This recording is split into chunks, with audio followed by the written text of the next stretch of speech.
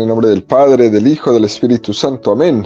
Ven, Espíritu Santo, y llena los corazones de tus fieles y enciende en ellos el fuego de tu amor. Envía tu Espíritu Creador y se renovará la faz de la tierra. Estamos estudiando el Catecismo de la Iglesia Católica, su primera parte, la profesión de la fe. Primera sesión, creo, creemos. Capítulo segundo, Dios al encuentro del hombre. Artículo tercero, la Sagrada Escritura. Este artículo va a dedicar el catecismo 33 números, ¿no?, a desarrollar este tema. En el segundo apartado, el catecismo dedica 6 números, del número 109 al 114, al tema que tiene como título El Espíritu Santo, intérprete de la Sagrada Escritura. El día de hoy nos centraremos, queridos amigos, en 2 números, el número 109 y 110 dentro de este tema. Ya el día de mañana lo iremos profundizando los siguientes números que el catecismo nos propone. Número 109 del catecismo. En la Sagrada Escritura, Dios habla al hombre a la manera de los hombres. Por tanto, para interpretar bien la Escritura, es preciso estar atento a lo que los autores humanos quisieron verdaderamente afirmar y a lo que Dios quiso manifestarnos mediante sus palabras. La afirmación principal de partida, queridos amigos, que este número 109 del Catecismo nos dice es que la Biblia es el esfuerzo de revelación de Dios en el que Dios habla en nuestro lenguaje. Digámoslo así, que es un esfuerzo de Dios para adaptarse a nosotros. Realmente es algo, pues, precioso y que nos lleva, ¿no?, a comenzar diciendo que es verdad que Dios es infinitamente trascendente, que incluso a veces se ha subrayado mucho este aspecto, ¿no?, pero que es equivocado, en ese detrimento de nuestra capacidad de conocer a Dios, o de que Dios nos conozca a nosotros. Fijémonos bien cuando algunas veces escuchamos que se dice, ¿no?, Dios es tan infinitamente superior al hombre, está tan infinitamente distante de nosotros, que por lo tanto todo lo que podemos decir de él es insuficiente, ¿no? Esto se escucha muchas veces, ¿no? El hombre es incapaz de definirlo, el hombre es incapaz de hablar de él en términos humanos, etcétera, etcétera. Por lo tanto, de él no podemos decir nada. Pues no, esto es incorrecto. Sí, hay que darle a Dios su lugar. Es verdad que Dios es infinitamente superior al hombre en todo, pero también es verdad que Dios ha creado al hombre a su imagen y semejanza. Es decir, que hay una analogía entre Dios y el hombre, y que tenemos que añadir que tenemos una imagen y semejanza de Dios en nosotros, y además subrayar fuerte que Dios se ha querido revelar y que Dios se ha querido descubrir. Hay que darle el lugar a Dios, pero no ponerlo tan lejano que sea inalcanzable. De ninguna manera podemos llegar a eso. Ese que es infinitamente superior al hombre, sin embargo, ha querido hacerse interlocutor del hombre. Y para hacerse interlocutor del hombre, ha entrado en nuestro lenguaje. Ha entrado en nuestro lenguaje. Esto es precioso, porque quiere decir que Dios no se ha quedado mudo, que Él ha hablado, que Él ha venido a nosotros, que la ley de la encarnación del Hijo de Dios, esa voluntad suya de venir a nosotros, de no dejarnos solos, hace que nos demos cuenta de que es verdad que ese Dios tan infinitamente grande es mi interlocutor. Es aquel con el que puedo hablar, es aquel con el que me puedo comunicar.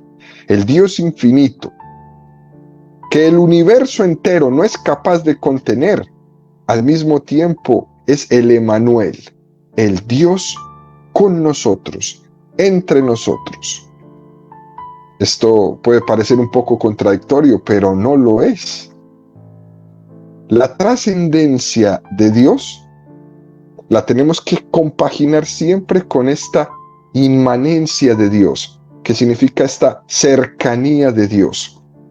Una cercanía de Dios con su misericordia, que le ha llevado a revelarse y a descubrirse a nosotros. Es decir, que el culmen de la revelación, que es la encarnación, Dios se ha situado en el ámbito de nuestra capacidad de comprenderlo. Por lo tanto, a Dios podemos comprenderlo, aunque sea de una manera imperfecta, pero lo podemos comprender. Porque es verdad que la capacidad que tenemos de comprenderle y entenderle es limitada, y necesitaríamos toda la eternidad y se nos quedaría pequeña para conocer la grandeza de Dios hasta la visión beatífica, donde le podremos ver cara a cara. Pero aunque sea así, aunque sea con todas estas limitaciones, nosotros, queridos amigos, tenemos que decir que Dios, al revelarse, se ha situado en el ámbito de nuestra capacidad de comprenderle. Dios, por lo tanto, aunque sea de una manera limitada, se hace comprensible para ti y para mí. Todo esto es una gran misericordia. Dios ha hecho un gran esfuerzo para esto. Por ejemplo, cuando resucitó, Jesús tuvo la misericordia de aparecerse durante 40 días, donde se dejó ver, donde se dejó tocar, donde se dejó palpar. Todo por pura misericordia. Un gran esfuerzo, de revelación, de comunicación de parte de Dios con nosotros.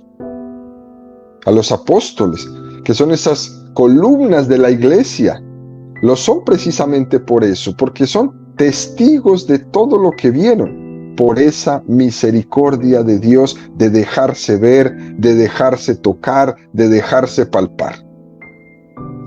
Por lo tanto, queridos amigos, Dios se ha situado en el ámbito de nuestra capacidad de comprensión.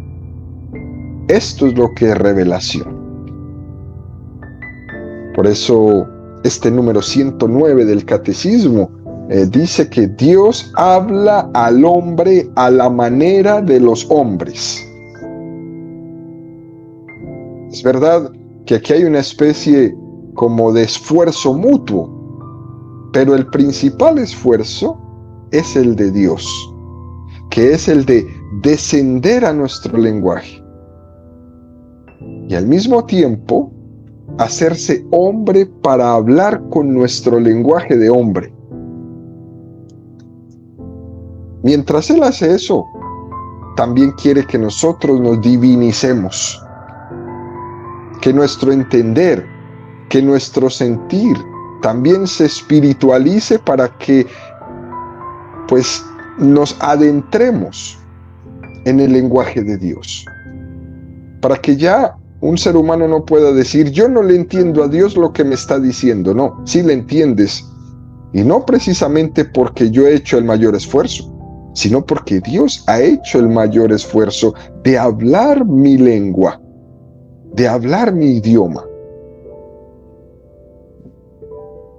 Por ejemplo, nos hacemos muchas veces la pregunta con respecto a la liturgia de la iglesia, ¿no? Y los protestantes en esto también nos tiran demasiado duro, diciendo que la iglesia debería cambiar la liturgia, porque ese lenguaje que se usa en la liturgia es incomprensible para el hombre de hoy, menos para los jóvenes de hoy, menos para los niños de hoy, ¿no? Que se deberían de quitar todo ese tipo de oraciones que invocan a Dios, de prefacios, de secuencias, de cánticos. Porque eso ya no le dice nada al hombre de hoy, es lo que dice, ¿no? Porque eso es un lenguaje muy antiguo y hoy día nos resbala. Se preguntan, ¿no deberíamos hacer una liturgia acorde a nosotros hoy? ¿Acorde a nuestro lenguaje de hoy? Y cuando se escuchan pues estos comentarios y estas preguntas, realmente, queridos amigos, en el fondo, lo que se está perdiendo es el horizonte y nos estamos olvidando de que esa liturgia, eso que celebramos, no es una invención nuestra, no es una composición nuestra, que esa liturgia que celebramos parte de la palabra de Dios, que es la Biblia, y que esa liturgia es la Biblia hecha oración. Eso es lo que es la liturgia, la Biblia hecha oración. Por eso, cuando el protestante predica tanto, no puede decir que está orando, porque la liturgia es la Biblia hecha oración. Y si han rechazado la liturgia, entonces ¿cómo hacen oración? Solo son palabras, palabras, palabras, palabras. En esta liturgia hay un esfuerzo infinito. En la liturgia de la iglesia hay un esfuerzo misericordioso de Dios que habla con concepto humano. Habla con concepto humano. Para que yo, que he recibido ese mensaje, que he recibido ese lenguaje, pueda hacer un esfuerzo de mi parte para acogerlo y para adentrarme también en el lenguaje divino. Pero ¿qué hace el demonio? El demonio le dice al hombre de hoy, tú no entiendes, porque eres un tarado. Eso es lo que está diciendo el demonio todo el tiempo. Y los seres humanos, en vez de decirle al demonio, yo no soy ningún tarado, le decimos, sí, tú tienes razón, soy un tarado y yo no entiendo. Por lo tanto, me alejo, porque yo no entiendo. Y el demonio aplaude. Porque cuando despreciamos la Biblia o despreciamos la liturgia, cuando decimos, eso yo no lo entiendo, eso a mí no me dice nada, estamos teniendo una indelicadeza, una falta de reconocimiento de esa misericordia de Dios que se ha bajado a nosotros para hablar nuestro lenguaje y para expresarnos su misericordia en conceptos humanos. Y el demonio aplaude. Pretendemos con nuestros comentarios que Dios no sea cercano. Pretendemos con nuestros comentarios que Dios sea frívolo. Y la verdad es que yo no puedo pretender que Dios sea frívolo, porque Dios sí es cercano. Y es cercano porque está en su palabra, porque está en su liturgia. Pero el demonio aplaude, porque cuando el hombre pretende decirle a Dios que es lejano y frívolo, él aplaude. A veces nos quejamos de que no entendemos nada. Y claro, con nuestra queja lo que estamos es alejándonos. ¿Qué pretendemos? ¿Qué pretenden muchos hombres cuando critican la Sagrada Escritura, cuando critican y se burlan de la liturgia? ¿Qué pretenden? ¿Pretenden que la Biblia sea comprensible como la basura de algunos programas de televisión? No, no es lo mismo la cercanía que la frivolidad. Porque a veces también en nuestra cultura está llegando a unos niveles de incultura y de falta de capacidad de pensamiento que parece que a veces confundimos el lenguaje cercano con la vaciedad completa. Por lo tanto, queridos amigos, ¿no? Hay un gran esfuerzo por parte de Dios en la revelación de la palabra y en la liturgia. Pero ahora nos toca a nosotros ser un poco más sensibles para acogerlo y para adentrarnos en este misterio. Por lo tanto, no es justo con Dios que hagamos esa afirmación de que este lenguaje bíblico y este lenguaje de la liturgia son muy alejados y que yo no lo entiendo. Porque yo no soy un tarado. Yo he sido creado con la capacidad de entender y de comunicarme. Y si Dios ha sido el que ha tomado la iniciativa de comunicarse conmigo, cuánto más fácil se me va a hacer a mí entenderlo, comprenderlo y comunicarme. ¿Por qué los seres humanos hoy día, en otras cosas, sí nos adentramos y nos esforzamos por entender ciertos lenguajes? Hoy es muy común, por ejemplo, en el lenguaje del deporte, en el lenguaje de la culinaria, en el lenguaje de los juegos, en el lenguaje de los automóviles, en el lenguaje de la música, en el lenguaje de la moda. Vemos cómo hombres y mujeres se van haciendo expertísimos. Se saben los nombres de todos los jugadores, de los equipos, de los países. No le vayas a preguntar una palabra de geografía, pero pregúntale en qué ciudad está el equipo de fútbol y ahí mismo te la dicen. No le preguntes el país ni el continente, pero la ciudad o el pueblito donde es el equipo te lo dicen. Se hacen expertos en el deporte. Se saben los nombres de los jugadores, dónde nacieron, cuáles fueron sus premios. Se saben los nombres de los artistas, de las canciones, las cantan también. Y se hacen programas de televisión, se hacen programas de radio, se hacen videos y se hace de todo para que podamos adentrarnos y entender ese lenguaje y lo vamos aprendiendo. Pero en el lenguaje de la revelación, que es pura misericordia de Dios, a ese lenguaje sí que nos resistimos a entenderlo, sí que nos resistimos a entrar, sí que nos resistimos a comprender y a nutrirnos, y entonces terminamos simplemente rechazándolo con una manera un poco, pues, infantil, diciendo, yo no entiendo, eso no es para mí. Es bastante curioso encontrarse esto en el hombre de hoy. Y continúa este número 109 del Catecismo diciendo, por tanto, para interpretar bien la Escritura, es preciso estar atento a lo que los autores humanos quisieron verdaderamente afirmar y a lo que Dios quiso manifestarnos mediante sus palabras. Es decir, que hay que hacer un esfuerzo en la comprensión de qué es lo que la Biblia quiso decir. ¿Cuál es la afirmación? ¿Qué es lo que el autor bíblico me quería transmitir y qué significaba? ¿Y qué significa en este momento actual para mí? ¿Qué es lo que quiere Dios transmitirme con esto? Pero, claro, queridos amigos, ¿no? Hay que hacer un esfuerzo de comprender bien la Sagrada Escritura. Esto es lo que le vamos a llamar una auténtica exégesis, ¿no? Una comprensión del sentido de un pasaje de la Sagrada Escritura. Y para eso, tú y yo necesitamos hacer un esfuerzo de decirnos, ¿qué me quiere decir este pasaje? Este pasaje está escrito en este contexto y tengo que indagar, preguntar, leer, volver a leer.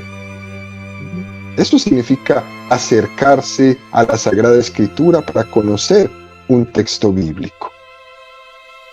Me pregunto, ante ese texto, ¿cuál es la mentalidad del autor en el momento de escribirlo? ¿Qué estaba intentando decir con esas palabras? Y luego el catecismo añade, ¿no? Y también lo que Dios quiso manifestarnos mediante esa palabra. Es otro aspecto que le añadimos al anterior, ¿no?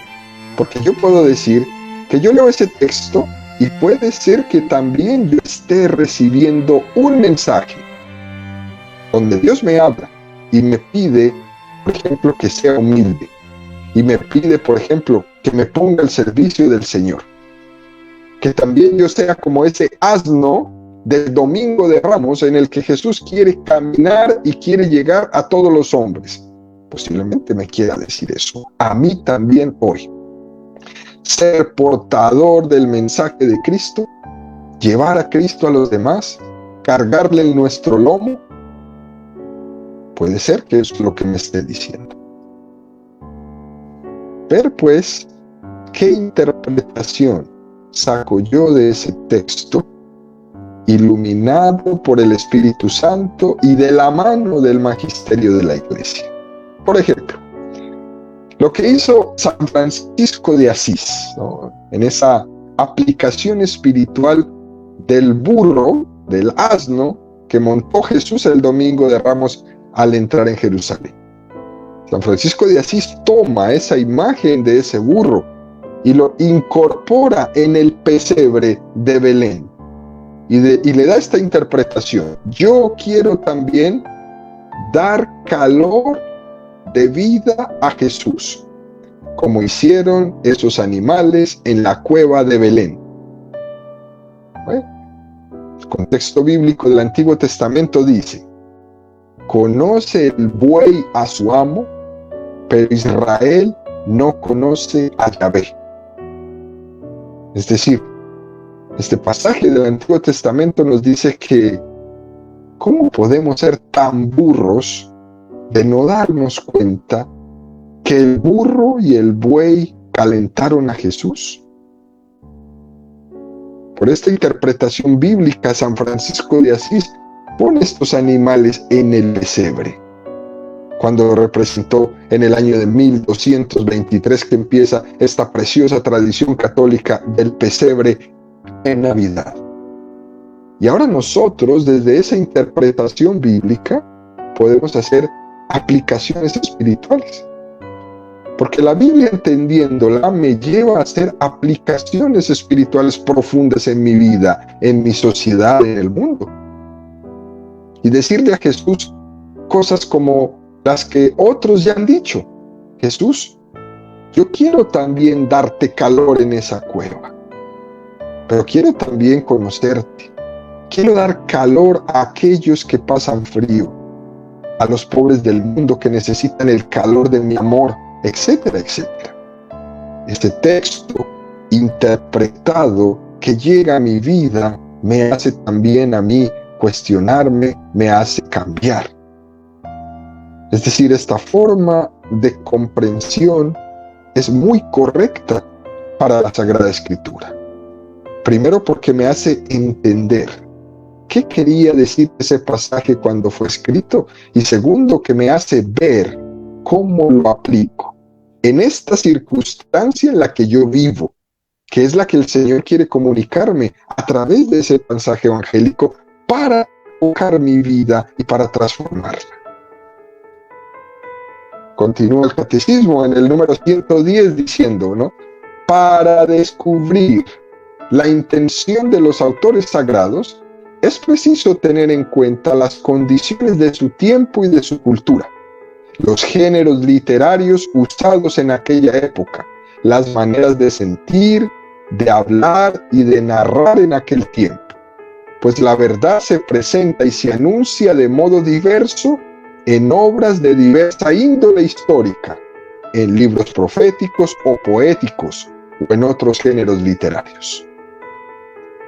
Es decir, que existen distintos géneros literarios, formas de hablar, formas de expresarse. Y eso es muy importante conocerlo para saber lo que significa esto en la Escritura.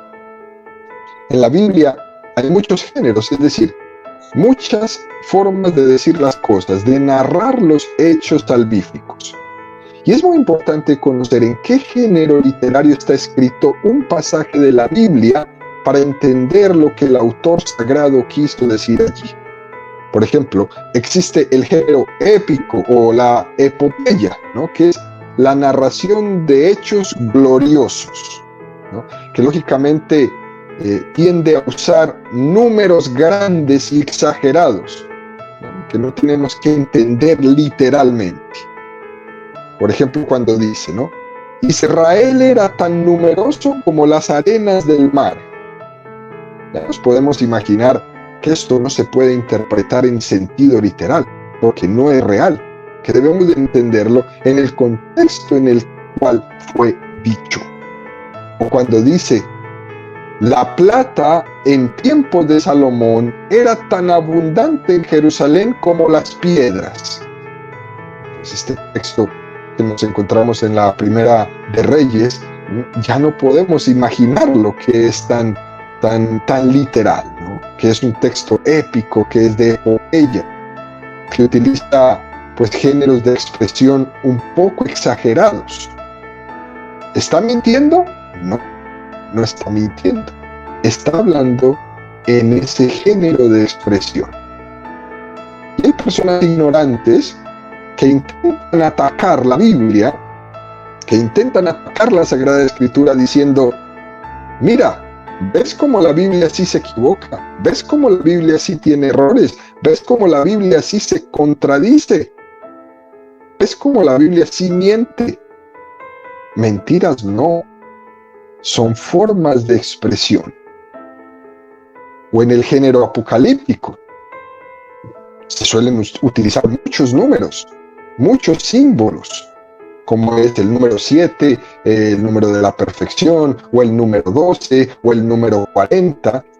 Por ejemplo, este famoso texto, ¿no? Los salvados serán 144,000, ¿no? Dice, vi a los 144,000 salvados. Y claro, algunos toman este texto tal cual y sacan conclusiones textuales e incluso montan una religión. Solo por ese dato, como los testigos de Jehová, por ejemplo, ¿no? Que entienden los 144,000 como que es el cielo que está únicamente hecho para 144,000 elegidos. Pues es bueno, queridos amigos, saber, ¿no?, que en el Apocalipsis debemos descubrir que hay un género literario que también es numérico y que hay una interpretación para ello. 12 son las tribus de Israel en el Antiguo Testamento y 12 son los apóstoles del Nuevo Testamento. Y 12 por 12 son 144. Y 1000, la miliedad, es la inmensidad de Dios y de su misericordia. Luego, 144,000 es un número con un increíble simbolismo que no puede ser tomado en un sentido literal y estricto para dejar al resto de los seres humanos fuera de la salvación y crear un grupo de elegidos. Por eso el creyente católico, el creyente en la Biblia, no es el que pretende interpretar la Escritura literalmente, sino el que la interpreta, el que la estudia desde los símbolos que tiene, desde su intención, desde ese sentir del autor sagrado al escribirla, que comprende los géneros literarios en la que fue escrita. Y no solo lo hacemos así, sino que también nosotros, de la mano del magisterio de la Iglesia, debemos hacerlo así.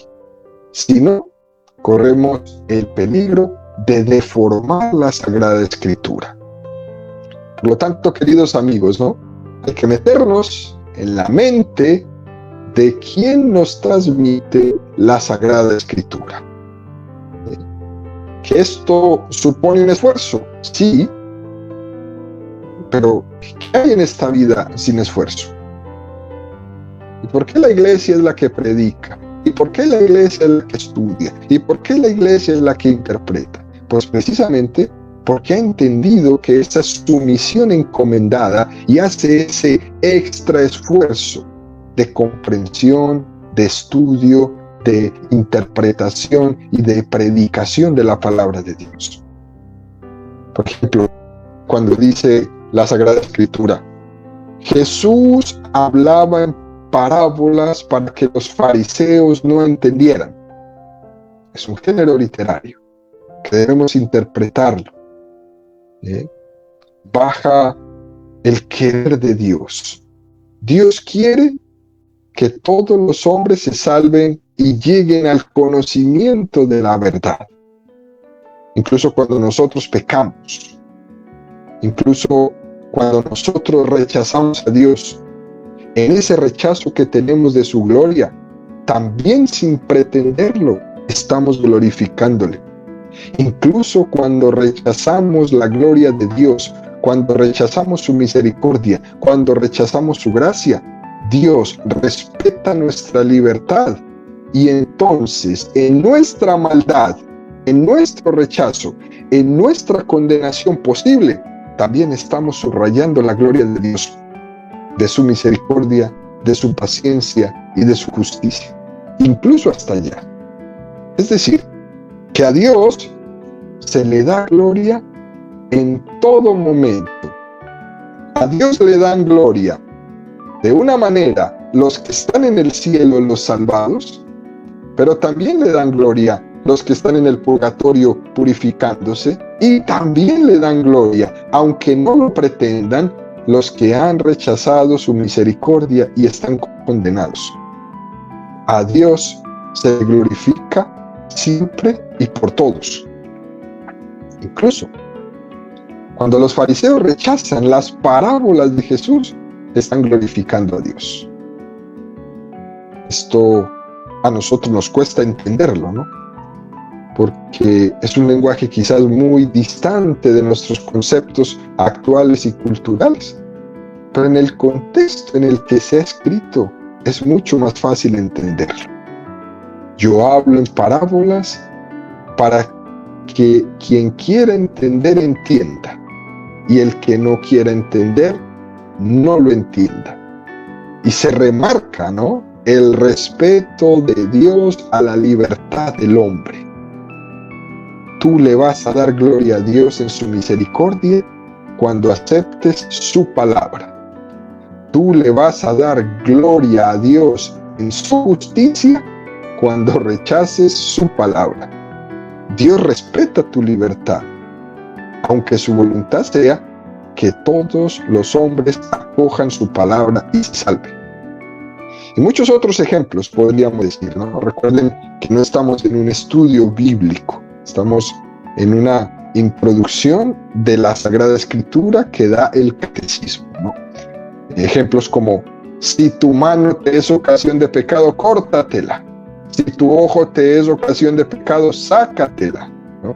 Obviamente, no está la Sagrada Escritura haciendo una apología de las amputaciones de órganos del cuerpo, ni nos está invitando a una radicalidad evangélica en el seguimiento de Cristo. Por lo tanto, queridos amigos, tenemos que hacer un esfuerzo muy serio de comprender estos géneros literarios para poder entender lo que significaba en el momento. Y sobre todo, comprender cuál era el Espíritu de Cristo presente en la Sagrada Escritura. De esta manera, todos nosotros podríamos decir, ¿no?, que los textos sean entendidos siempre en su contexto, para que no se convierta en un pretexto.